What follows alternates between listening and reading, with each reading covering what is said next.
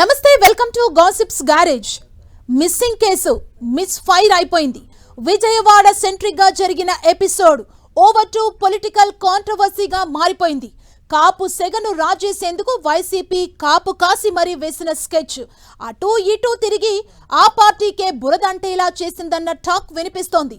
ఇక విపక్షం ఆరోపించినట్లు ఏం జరిగిందో తెలీదు, కానీ కూటమి కవర్ డ్రైవ్ చేసుకుంటున్నా వారిని మరకలు పోవట్లేదు. ఇదే టైంలో కృష్ణలంక ఫైల్స్ పై TDP versus YCP, Janasena versus YCP అన్నట్లుగా dialogue war heat ఎక్కిస్తోంది.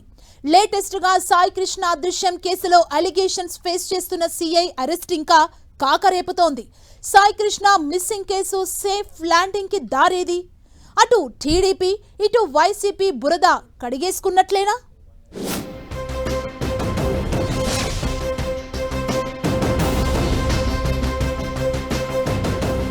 Sai Krishna missing కేసులో పొలిటికల్ గేమ్.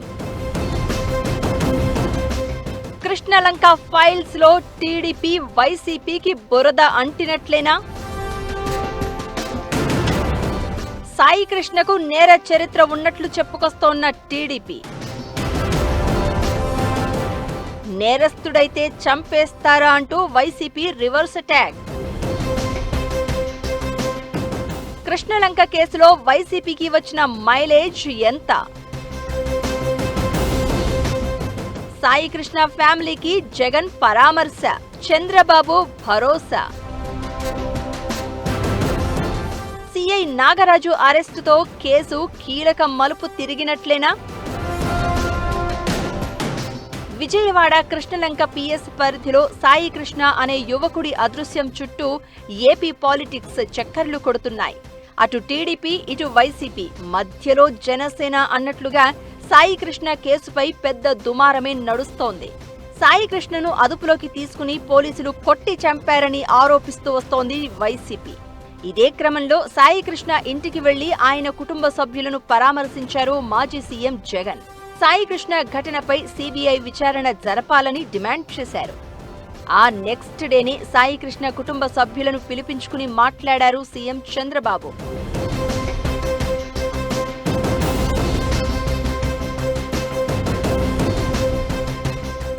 అంతటితో ఆ ఎపిసోడ్ అయిపోలేదు. అసలు రచ్చ అప్పుడే స్టార్ట్ అయింది. సిఐపై కఠిన చర్యలకు వైసీపీ పట్టుబడుతూ వచ్చింది. ఇదే డైలాగ్ వారుకు దారితీసింది. వైసీపీ కరుడుగట్టిన నేరస్తులకు మద్దతుగా నిలుస్తుందని, పైగా క్రైమ్ కు క్యాస్ట్ ను అంటగట్టి కాపు రాజకీయం చేస్తోందని దుమ్మెత్తిపోస్తోంది టీడీపీ. మధ్యలో పవన్ ఎంట్రీ ఇచ్చి ఘాటు కామెంట్సే చేశారు. ఇన్ డైరెక్ట్ గా కృష్ణలంక కేసును కోట్ చేస్తూ వైసీపీ కాపు పాలిటిక్స్ పై గట్టిగా రియాక్ట్ అయ్యారు పవన్. తాను హోంమంత్రి అయి ఉంటే రౌడీయిజం, గూండాయిజం చేసేవారిని తొక్కి నార తీసేవాణ్ణి అంటూ పవన్ చేసిన కామెంట్స్ వైసీపీకి పుండు మీద కారం చల్లినట్లు అయిపోయింది. అప్పటికే నేరస్తులకు అండగా నిలుస్తున్నారన్న విమర్శలను ఎదుర్కొంటోన్న వైసీపీ సాయి కృష్ణ నేరస్తుడే కావచ్చు, హత్యాయత్నం కేసులే ఉండొచ్చు, అయితే చంపే హక్కు ఎవరిచ్చారంటూ ప్రశ్నిస్తూ వస్తోంది విపక్షం.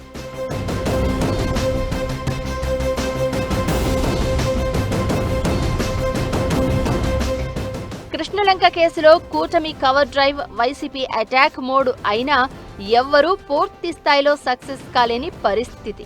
ప్రభుత్వం, పోలీసుల తప్పేం లేదన్నట్లుగా, నేరస్తుడి విషయంలో అనవసర రాద్ధాంతం అన్నట్లుగా టీడీపీ నేతలు మాట్లాడుకుంటూ వచ్చారు.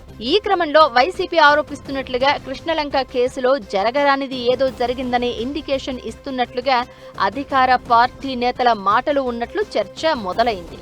సేమ్ టైం అటు వైసీపీ కూడా కృష్ణలంక కేసులో బురద అంటించుకుంటున్నట్లేనన్న టాక్ వినిపిస్తోంది.